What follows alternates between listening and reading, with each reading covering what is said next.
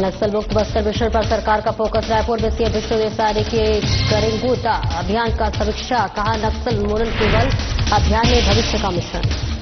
करेंगूटा operation के बीच आया पत्र और नक्सलियों के केंद्रीय प्रवक्ता का आया पत्र। शांति वार्ता के लिए भेजा गया दूसरा पत्र। बीजापुर जिले के गुंजपर्ती में जियो मोबाइल टावर की सौगात। ग्रामीणों को संचार सुविधा का लाभ। ग्रामीण जीवन में नई ऊर्जा और संभावना लेकर आई मोबाइल टावर। कोंडागांव में नवपदस्थ कलेक्टर अनुपुर राशि पन्ना का किया गया स्वागत। पूर्व सैनिक परिषद ने किया स्वागत। वहीं कोंडागांव में अपराध समीक्षा बैठक आयोजित। बैठक में लंबित मामलों के शीघ्र निपटारे पर दिया गया जोर। पुलिसिंग व्यवस्था को सही करने को लेकर की गई चर्चा। नमस्कार, स्वागत है आपका और मैं हूं आपके साथ सपना दीपक मद्देशा। बुलेटिन का आगाज करेंगे मुख्यमंत्री विष्णुदेव साय बैठक को लेकर छत्तीसगढ़ और तेलंगाना की सीमा पर स्थित करेंगुंटा की पहाड़ियों में संचालित नक्सल उन्मूलन अभियान की समीक्षा की। इस दौरान उन्होंने कहा कि नक्सल उन्मूलन केवल एक अभियान नहीं बल्कि बस्तर और छत्तीसगढ़ के भविष्य को सुरक्षित करने का मिशन है। बैठक में गृह मंत्री विजय शर्मा और वहीं मुख्य सचिव अमिताभ जैन, पुलिस महानिदेशक अरुणदेव गौतम, सीआरपीएफ सहित अन्य सुरक्षा बलों के अधिकारी उपस्थित रहे। केंद्रीय गृह मंत्री अमित शाह के नेतृत्व में प्रदेश को नक्सल मुक्त बनाने के संकल्प के साथ राज्य सरकार दृढ़ता से कार्य कर रही है। नक्सल विरोधी अभियानों में आपसी समन्वय और सूचना संकलन तंत्र को और अधिक मजबूत करने निर्देश मुख्यमंत्री ने दिए हैं। साथ ही कहा है कि आने वाले समय में छत्तीसगढ़ को नक्सल मुक्त और विकासोन्मुख प्रदेश के रूप में पूरे देश में मिलेगी एक नई पहचान।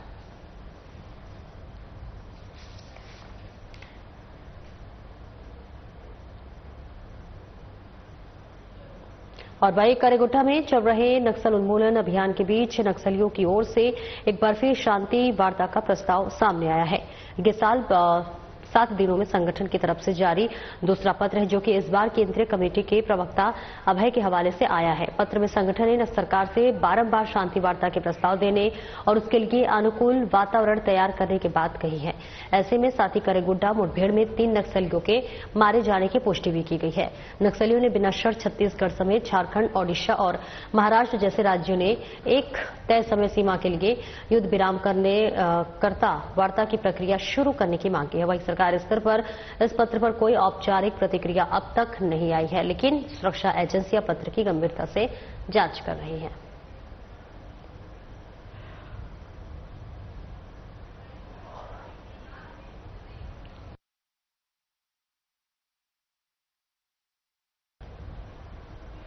बीजापुर जिले के थाना उसू क्षेत्रांतर्गत सुदूर ग्राम गोंजेपर्ती पुजारी कांकेर चिंगनपल्ली और नीला कांकेर और कमलापुर के ग्रामीणों को अब बेहतर संचार सुविधा मिलने लगी है। छत्तीसगढ़ शासन की नियत नीलाना योजना और केंद्र सरकार की यूएसओएफ योजना के तहत 28 अप्रैल 2025 को ग्राम पुजारी कांकेर में जियो मोबाइल टावर शुरू किया गया। इससे न सिर्फ मोबाइल नेटवर्क की सुविधा सुलभ हुई है, बल्कि इंटरनेट की मजबूत कनेक्टिविटी से छात्रों और प्रतियोगी परीक्षाओं की तैयारी कर रहे युवाओं को भी लाभ मिलेगा। पुलिस और प्रशासन की पहल से अब ग्रामीण आसानी से अपने परिजनों से संपर्क कर सकेंगे और ये टावर क्षेत्र की सुरक्षा, परिवहन और विकास को गति देने के साथ साथ डिजिटल जुड़ाव में भी बड़ा कदम साबित होगा। संचार की यह सुविधा ग्रामीण जीवन में नई ऊर्जा और संभावनाएं लेकर आई है।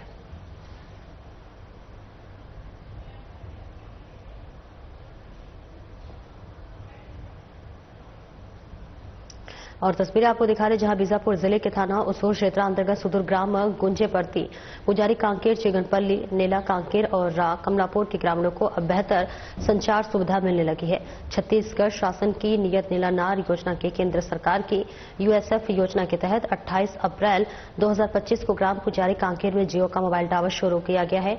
इससे न सिर्फ मोबाइल नेटवर्क की सुविधा सुलभ हुई है, बल्कि इंटरनेट की मजबूत कनेक्टिविटी से छात्रों और प्रतियोगी परीक्षाओं की तैयारी कर रहे युवाओं को भी लाभ मिलेगा।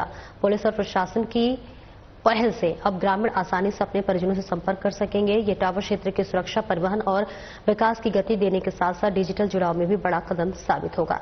संचार की सुविधा ग्रामीण क्षेत्र में नई ऊर्जा और संभावनाएं लेकर आई है।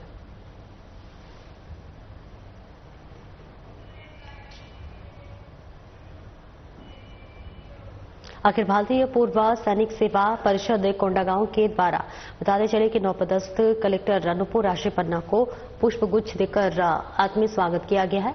बस्तर संभाग प्रभारी सुब्रत साहा ने कलेक्टर अनूपुर राशीपन्ना को अखिल भारतीय पूर्व सैनिक सेवा परिषद कोंडागांव के क्रियाकलापों के बारे में जानकारी देते हुए बताया है कि पिछले 6 वर्षों में Kondagaon block, Pharasgaon block, Keshkal block और बड़े राजपुर ब्लॉक मिलाकर लगभग 15,000 युवक युवतियों को निःशुल्क सैन्य प्रशिक्षण मुहैया कराया जा चुका है, जिसमें से 76 बस्तर फाइटर, 61 अग्निवीर और लगभग 30 युवक और युवतियों का अर्धसैनिक बल एवं जिला बल में नियुक्तियां हुई हैं।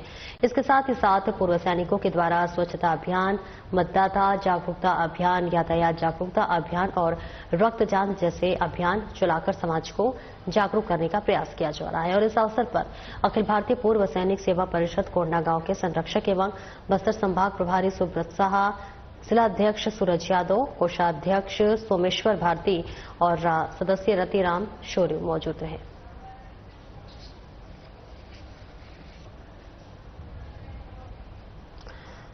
और देखिए इस बीच तस्वीरें आपको दिखा रहे हैं अखिल भारतीय पूर्व सैनिक सेवा परिषद कोंडागांव के द्वारा नवपदस्थ कलेक्टर अनूपुर राशीपन्ना को पुष्प गुच्छ देकर उनका आत्मीय स्वागत किया गया है। और इस बीच आपको बताते हैं कि पिछले 6 वर्षों से Kondagaon block, Pharasgaon block, Keshkal block और बड़े राजपुर ब्लॉक मिलाकर इस बीच लगभग 15,000 युवतियों को निःशुल्क सैन्य प्रशिक्षण मुहैया कराया जा चुका है, जिसमें से 76 बस्तर फाइटर, 61 अग्निवीर और लगभग 30 युवक मुहैया कराया जा रहा है, जिसमें से 76 बस्तर बताते चले कि अर्धसैनिक बल एवं जिला बल में नियुक्तियां हुई हैं। इनके साथ ही साथ पूर्व सैनिकों के द्वारा स्वच्छता अभियान, मतदाता जागरूकता अभियान, यातायात जागरूकता अभियान और रक्तदान जैसे अभियान चलाकर समाज को जागरूक करने का प्रयास किया जा रहा है। और इस अवसर पर अखिल भारतीय पूर्व सैनिक तमाम लोग मौजूद रहे।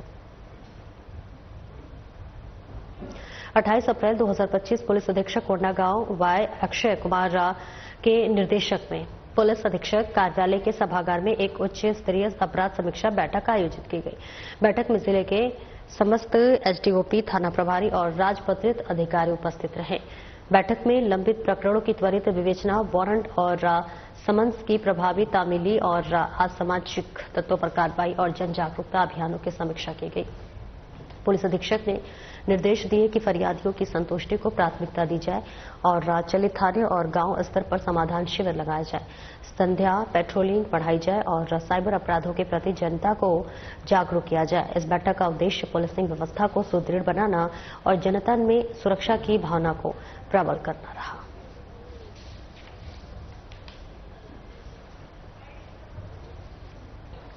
और देखिए 28 अप्रैल 2025 को पुलिस अधीक्षक कोंडागांव वाई अक्षय कुमार के निर्देशन में पुलिस अधीक्षक कार्यालय के सभागार में एक उच्च स्तरीय बैठक की गई, जहां पर बता दें कि बैठक में जिले के समस्त एसडीओपी, थाना प्रभारी और राजपत्रित अधिकारी मौजूद रहे। महत्वपूर्ण बैठक बताई जा रही है। महत्वपूर्ण विषय पर भी चर्चा हुई है और बैठक में जो प्रकरण है लंबित है कई दिनों से जिनकी सुनवाई नहीं हुई है, उसकी त्वरित विवेचना, वारंट और समन्स की प्रभावी तामीली, असामाजिक तत्वों पर कार्रवाई और जन जागरूकता अभियान की भी समीक्षा की गई है। और ऐसे में पुलिस अधीक्षक ने निर्देश देते हुए कहा है कि फरियादियों की संतुष्टि की प्राथमिकता दी जाए, चलित थाने और गांव स्तर पर समाधान शिविर लगाया जाए, संध्या पेट्रोलिंग बनाई जाए और साइबर अपराधों के प्रति जनता को जागरूक किया जाए। इस बैठक का उद्देश्य पुलिसिंग व्यवस्थाओं को सुदृढ़ बनाना और जनता में सुरक्षा का भावना पैदा करना है। इस तस्वीरें आपको दिखा रहे हैं, जहां पर आपको बता दें कि संध्या पेट्रोलिंग बढ़ाई जाए और साइबर अपराधों के प्रति जागरूक किया जाए, ऐसी बैठक में चर्चा हुई। और इस बैठक का उद्देश्य पुलिस की व्यवस्था को सुदृढ़ बनाना और जनता में सुरक्षा की भावना को प्रबल करना रहा है। तस्वीरें कोंडागांव से दिखा रहे। कोंडागांव में अपराध समीक्षा बैठक आयोजित की गई है। लंबित मामलों के शीघ्र निपटाने पर जोर दिया गया है, जहां पर बता दें कि इसका मुख्य उद्देश्य पुलिसिंग व्यवस्था को सुदृढ़ बनाना और जनता में सुरक्षा की भावना को प्रबल करना रहा। और राज्य सरकार की नवीन नक्सल पुनर्वास नीति 2025 के तहत जिले में निवासरत माओवादी पीड़ित एवं प्रभावित परिवारों को सरकारी योजनाओं का लाभ दिलाने के उद्देश्य से पखानजोर में एक विशेष शिविर का आयोजन किया गया। इस शिविर में नक्सल प्रभावित और पीड़ित परिवारों से आवेदन प्राप्त कर मौके पर ही कई मामलों का निराकरण किया गया और वहीं शेष आवेदनों को नियमानुसार समाधान के लिए संबंधित विभागों के उच्च कार्यालयों को अग्रेषित किया गया। शिविर के दौरान प्रशासन के सभी विभागों द्वारा चौपाल लगाई गई, जिसमें कई समस्याओं का तत्काल समाधान किया गया। और इस विशेष शिविर में कुल 135 नक्सल पीड़ित परिवारों और आत्मसमर्पित नक्सलियों द्वारा आवेदन पत्र जमा किए गए। जिला प्रशासन ने इस पहल को सफल बनाने में सक्रिय भूमिका निभाई। जो परिवार है या आत्मसमर्पित नक्सली हैं, उनके परिवारों को ही शासन की योजनाओं का भली भांति लाभ मिले, इस उद्देश्य से आज का शिविर रखा गया है। आज के शिविर में 135 पीड़ित परिवार और प्लस समर्पित लोगों द्वारा आवेदन भरवा के जमा किया गया है। उसमें ये परीक्षण करके देखा जाएगा कि शासन के विभिन्न योजनाओं का लाभ उस परिवार को मिल रहा है कि नहीं। उस फॉर्म को चेक करने के बाद जिस योजना का लाभ उस पीड़ित परिवार के व्यक्तियों को नहीं मिल रहा होगा, उनको शासन की योजनाओं का लाभ पहुंचाया जाएगा। यही आज के शिविर का उद्देश्य है। आज यहाँ 135 लोगों ने अपनी उपस्थिति देकर आवेदन फॉर्म भरा हुआ है। उसमें नक्सलियों के अलावा जो दूसरे किस्म की शिकायतें थी, जैसे राशन कार्ड में किसी का नाम छूट गया है, किसी को नक्शा खतरा की कॉपी चाहिए, ऐसे 5 लोगों को आज लाभान्वित किया गया है। जिला कलेक्टर नुपुर राशीपन्ना ने आज अनोखी पहल करते हुए जिला कार्यालय परिसर में मौजूद नागरिकों के पास स्वयं पहुंचकर उनकी समस्याएं सुनी हैं। आमजन से सीधे संवाद करते हुए उन्होंने एक एक कर सभी शिक्षिकाओं को गंभीरता से सुना और संबंधित अधिकारियों को त्वरित निराकरण के निर्देश दिए। कलेक्टर की इस सहज व संवेदनशील पहल से लोगों में संतोष व विश्वास का माहौल बना। आम नागरिकों ने इस पहल की सराहना करते हुए कहा कि इसमें प्रशासन से सीधे जुड़ने का अवसर मिला है।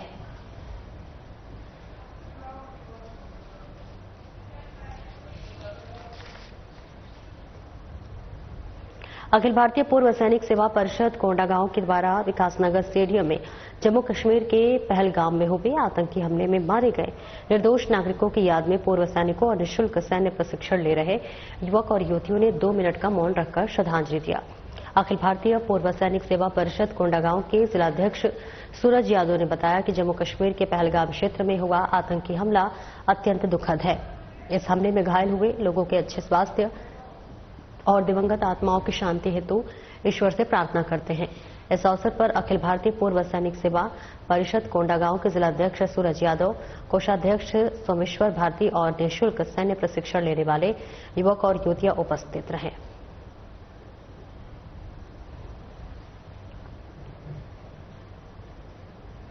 श्री राम मानस मंडल कोंडागांव के तत्वाधान में राष्ट्रवाद और सनातन संस्कृति का महासंगम कार्यक्रम आयोजित किया गया। कार्यक्रम में प्रख्यात राष्ट्रवादी विचारक एवं ओजस्वी वक्ता पुष्पेंद्र कुलश्रेष्ठ मुख्य वक्ता के रूप में मौजूद रहे। कुलश्रेष्ठ ने अपने प्रभावशाली वक्तव्य में सनातन धर्म, भारतीय संस्कृति, राष्ट्रवाद और युवाओं के चरित्र निर्माण पर जोर दिया। उन्होंने युवाओं से अपने गौरवशाली अतीत से जुड़ने और देशभक्ति की भावना को सशक्त करने का आह्वान किया। इस अवसर पर अखिल भारतीय पूर्व सैनिक सेवा परिषद कोंडागांव के संरक्षक सुब्रत साहा, जिलाध्यक्ष सूरज यादव, कोषाध्यक्ष सोमेश्वर भारती और सदस्य सोमवाल पोयाब एवं रतिराम शोरी ने पुष्पेंद्र कुलश्रेष्ठ को परिचय प्रतीक चिन्ह और शॉल भेंट कर सम्मानित किया। इस बीच कार्यक्रम में बड़ी संख्या में युवाओं और नागरिकों की उपस्थिति रही।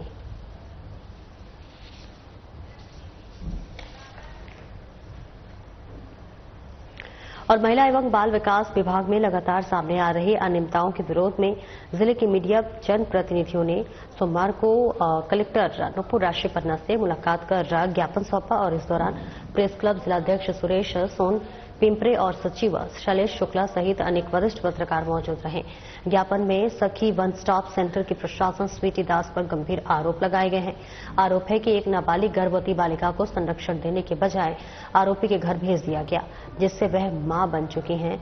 और अब एक अन्य प्रकरण में एक महिला को सेंटर में बुलाकर घंटों बंद रखने का आरोप भी सामने आया है।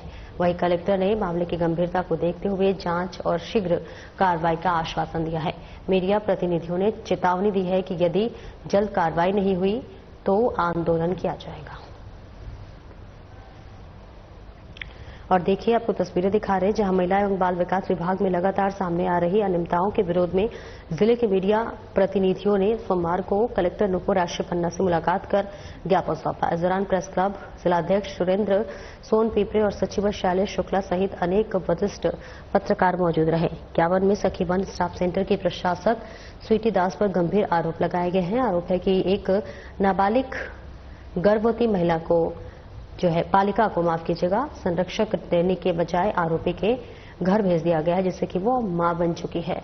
और एक अन्य प्रकरण में एक महिला को सेंटर में बुलाकर घंटों बंद रखने का आरोप भी सामने आया है। कलेक्टर ने मामले की गंभीरता को देखते हुए जांच और शीघ्र कार्रवाई का आश्वासन दिया है। मीडिया प्रतिनिधियों ने चेतावनी दी है कि यदि जल्द कार्रवाई नहीं हुई तो आंदोलन किया जाएगा। कोंडागांव से ये तस्वीर आपको दिखा रहे हैं जहां कलेक्टर ने मिले मीडिया प्रतिनिधियों और राजसखी वन स्टॉप सेंटर पर लगाया गंभीर आरोप। नाबालिग बालिका को आरोपी के घर भेजने का आरोप है, जहां मीडिया की चेतावनी है कि कार्रवाई न होने पर बड़ा आंदोलन किया जाएगा, उग्र आंदोलन किया जाएगा। ये तस्वीरें आपको कोंडागांव से सीधे हम आपको दिखा रहे हैं जहां कलेक्टर ने से मिले हैं मीडिया के प्रतिनिधि और मीडिया की चेतावनी भी है कि कार्रवाई अगर नहीं हुई तो बड़ा जन आंदोलन देखने को मिलेगा। और नगर पालिका अमरपाड़ा के वार्ड क्रमांक 15 में स्थानीय नागरिकों और वार्ड पार्षद की मार्ग पर चौरी रोड से अनिल मालवीय के घर तक सीमेंट कंक्रीट रोड निर्माण कार्य का भूमि पूजन किया गया। इस अवसर पर नगर पालिका अध्यक्ष प्रीति नितिन तिवारी और लोक निर्माण पार्षद कल्पना सतीश साहू द्वारा विधिवत पूजा कर निर्माण कार्य की शुरुआत की गई है। कार्यक्रम में पूर्व नगर पालिका उपाध्यक्ष संतोष पटेल, पूर्व जन भागीदारी समिति अध्यक्ष सतीश संतोष साहू, वरिष्ठ नागरिक वर्मा और कमलेश मालवीय, सुजान सिंह ओइके, उपयंत्री श्रुति शुक्ला सहित बड़ी संख्या में वार्डवासी मौजूद रहे। नगर पालिका अध्यक्ष ने कहा कि यह सड़क वार्डवासियों की बहुप्रतीक्षित मांग थी, जिससे कि नागरिकों को आवागमन में सुविधा मिलेगी। निर्माण कार्य गुणवत्ता के साथ समय सीमा में पूरा किया जाएगा।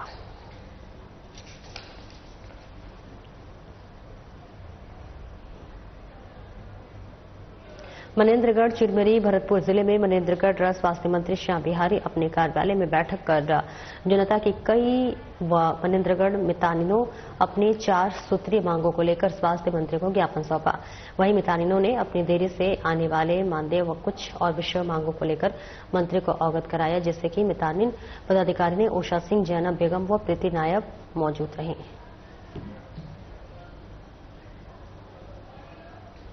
और साथ ही साथ जो 29 करोड़ वर्ष पुराना जीवाश्म है उसको संरक्षित करके आम जनता के देखने के लिए आज उसका इस पार्क का शुभारंभ हुआ है।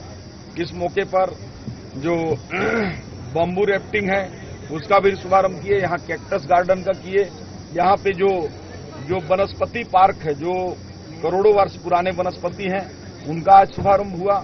और साथ ही साथ जो 50 प्रकार के जो बांस हैं उन प्रजातियों का भी आज पौधारोपण करके वन विभाग ने आम जनता के लिए इस पार्क को चालू किया है। पर्यटक को बढ़ावा मिलेगा इस क्षेत्र में? निश्चित रूप से एक पर्यटन की दृष्टि से माइलस्टोन होगा, क्योंकि हमारे पास अमृतधारा जलप्रपात भी है, भगवान सिद्धेश्वर महादेव का सिद्ध बाबा मंदिर है, पहाड़ी है, साथ ही साथ भगवान जगन्नाथ का चिरमिरी में मंदिर, खड़गवा में माता महामाया का मंदिर, इसके अलावा रमदहा जलप्रपात कोरिया का, कोरिया पैलेस, इसके अलावा चंदन के जो वन हैं, हमारे हसदो नदी के किनारे जो बहुत ही विहंगम रूप से सड़क किनारे लंबे दूरी तक स्पॉट है, यहाँ पे एशिया का सबसे पुराना ईंट का बना हुआ पुल है। इसके साथ साथ कई ऐसे पर्यटन की दृष्टि से जो ये मनेंद्रगढ़ है एक हब के रूप में हो सकता है। यहाँ से मात्र बांधवगढ़ 3-3.5 घंटे की दूरी पर है, साथ ही साथ मैन पार्ट भी यहाँ से 3 घंटे की दूरी पर है, और तमाम ऐसे लॉन्ग रूट के भी पर्यटन केंद्र का ये हब बन सकता है। और ये 29 करोड़ वर्ष पुराना जो जीवाश्म है ये एशिया का सबसे बड़ा और पूरे विश्व में 5 फॉसिल्स पार्क हैं उसमें से एक है। ये हम लोगों के लिए बहुत बड़ा एक भगवान का कहना चाहिए उपहार है, जिसको आज आम जनता को देखने के लिए आज चालू किया गया है। इसी प्रकार आने वाले समय में जो टाइगर रिजर्व है, भारत का तीसरा सबसे बड़ा गुरघासीदास कुमार पिंगला टाइगर रिजर्व, उसको भी विकसित करेंगे और इस क्षेत्र को एक पर्यटन हब के रूप में विकसित करेंगे। और आज के व्यस्त जीवन शैली में व्यक्ति अपने स्वास्थ्य के लिए समय ही नहीं निकाल पाता और यदि दुर्भाग्यवश वो व्यक्ति दुर्घटना का शिकार हो जाए तब तो उसका जीवन बहुत कठिन हो जाता है। ऐसी एक दुर्घटना के शिकार प्रदीप हो गए हैं। प्रदीप ने शहर के कई डॉक्टरों के पास अपना उपचार कराया, लेकिन कहीं से भी लाभ नहीं होने के कारण वे बहुत परेशान हैं। तब उन्होंने लोगों से जानकारी पाकर बालाघाट के समाधान में हॉस्पिटल के हड्डी रोग विशेषज्ञ डॉक्टर अजीत गणवीर को अपना उपचार कराया। डॉक्टर ने जांच के दौरान पाया कि पीड़ित को एवीएन नामक बीमारी है, जिसका एकमात्र इलाज टोटल हिप रिप्लेसमेंट सर्जरी है। जब मरीज को यह बताया गया तब उन्होंने डॉक्टर अजीत मनवीर पर भरोसा करते हुए सर्जरी करने का फैसला किया, जिसके बाद एक सफल सर्जरी के बाद से व्यक्ति पूर्ण रूप से स्वस्थ जीवन बिता रहा है।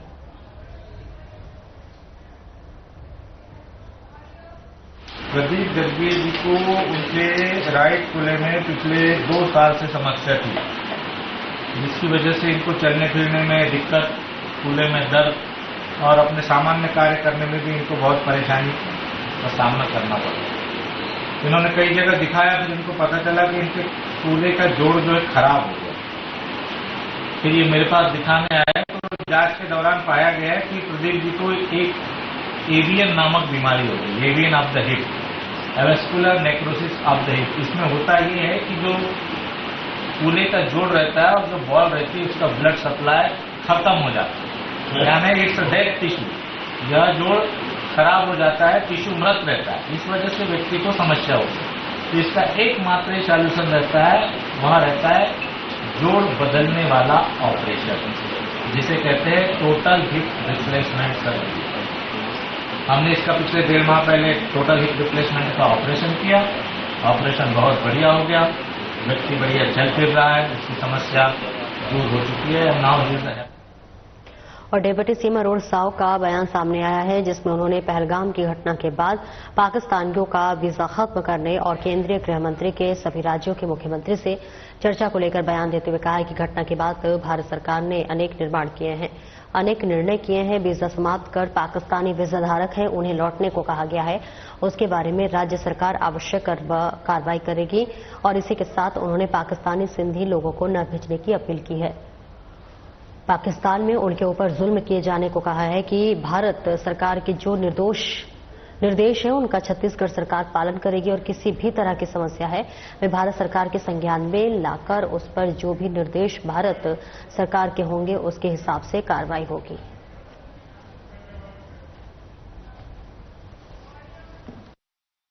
दुर्भाग्यजनक और निंदनीय घटना के बाद भारत सरकार ने अनेक निर्णय लिए हैं। उन निर्णयों में पाकिस्तानी वीजा समाप्त करके जो पाकिस्तानी नागरिक हैं, पाकिस्तानी वीजा धारक हैं, उनको वापस लौटने के लिए कहा गया है और भारत सरकार के जो भी निर्देश हैं उसके पालन में राज्य सरकार जो भी आवश्यक कार्यवाहियां हैं वो करेगी। और जिस प्रकार से पहलगाम की घटना घटित हुई है और भारत सरकार ने जिस तत्परता से कार्यवाहियां की है, ये निश्चित रूप से पाकिस्तान के लिए कड़ा सबक है और जो भी भारत सरकार के निर्देश प्राप्त होंगे उसके अनुसार से राज्य सरकार पूरी तरह से कार्यवाही करेगी। छत्तीसगढ़ के लिए कोई उपाय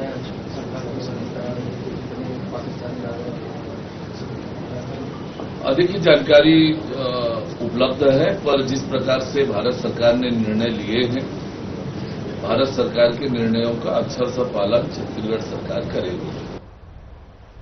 और नक्सलवाद के खिलाफ हो रहे ऑपरेशन और शांति वार्ता की अपील और नक्सलियों के द्वारा जारी किए गए प्रेस नोट पर बयान देते हुए उप मुख्यमंत्री अरुण साव का बयान सामने आया है, जिसमें उन्होंने कहा है कि सरकार का खौफ नक्सलियों में होना ही चाहिए और बना है। पिछले 15 महीने में हमारी सरकार और सुरक्षा बलों ने जो नक्सल उन्मूलन की दिशा में कार्रवाई की है, उसे लेकर नक्सलियों में घबराहट और डर पैदा हुआ है। अभी जो ऑपरेशन चल रहा है उसका लगातार 5वां दिन है। ऑपरेशन जिस तरह से हो रहा है उससे नक्सलियों में भय है। तत्परता से भारत सरकार ने कार्रवाई की है पहलगाम की घटना के बाद, और अब जम्मू कश्मीर, पहलगाम, सभी स्थानों की वातावरण सामान्य हुआ है। लोगों की दिनचर्या सामान्य हुई है। सामान्य दिनों की तरह बाजार खुलने लगे हैं और भारत सरकार की मुस्तैद कार्रवाई के कारण लोगों में किसी तरह से अब उस घटना के बाद ऐसी स्थिति नहीं है। और इसलिए ये बताता है अमरनाथ की यात्रा के लिए लोगों में जो उत्साह है, जो रजिस्ट्रेशन अभी भी हो रहा है, पंजीयन हो रहा है, ये बताता है कि लोग भारत सरकार की व्यवस्थाओं से संतुष्ट हैं और वो अपने श्रद्धा से सुरक्षित रूप से अमरनाथ यात्रा की आकांक्षा है और भारत सरकार उसको पूरा करेगी। निश्चित रूप से सरकार का खौफ तो नक्सलियों में होना ही चाहिए और बना है। पिछले 15-16 महीनों में हमारी सरकार ने, हमारे सुरक्षा बलों ने जो नक्सल उन्मूलन की दिशा में कार्रवाई की है, इसे लेकर नक्सलियों में घबराहट और डर तो पैदा हुआ ही है और होना भी चाहिए। या तो वे विकास की मुख्य धारा से जुड़े या फिर सुरक्षा बलों को जो कार्रवाई करना है वो करेंगे। अभी जो ऑपरेशन चल रहा है उसका ऑपरेशन का लगातार 5वां दिन है और ऑपरेशन जिस प्रकार से हो रहा है,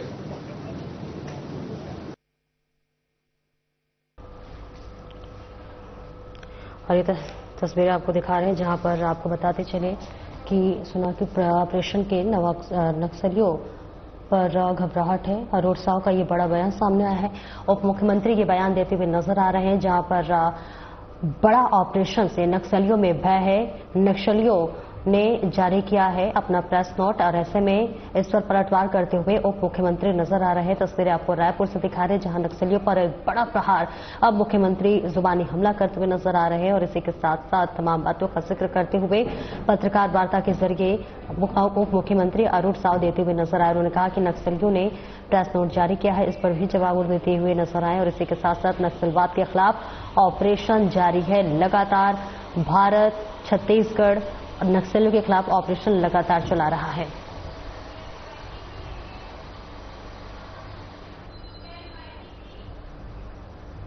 और तीसरी बार नक्सलियों ने प्रेस नोट जारी कर शांति वार्ता की अपील की है। मामले पर बयान देते हुए डिप्टी सीएम अरुण साव ने कहा है कि सरकार ने बार बार आग्रह किया है कि नक्सली मुख्य धारा से जुड़े हमारी सरकार ने पुनर्वास और राहत नीति बनाई है, उनका लाभ उठाए।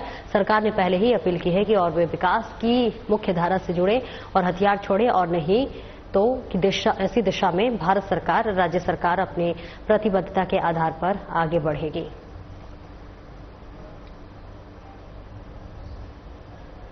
और देखिए तीसरी बार नक्सलियों ने प्रेस नोट जारी कर शांति वार्ता की अपील की है। घुटने पर टिकता हुआ नक्सली नजर आ रहा है और ऐसे में मामले पर बयान देते हुए डिप्टी सीएम अरुण साव ने कहा है कि सरकार ने बार बार आग्रह किया कि नक्सली मुख्य धारा से जुड़े हमारी सरकार ने पुनर्वास पर राहत नीति बनाई है, उसका लाभ उठाए। सरकार ने पहले ही अपील की हुई है और विकास की मुख्य धारा में जुड़कर और हथियार छोड़े और न कि दिशा में भारत सरकार, राज्य सरकार अपनी प्रतिबद्धता के आधार पर आगे बढ़ेगी। फिलहाल इस बुलेटिन में इतना ही। नमस्कार।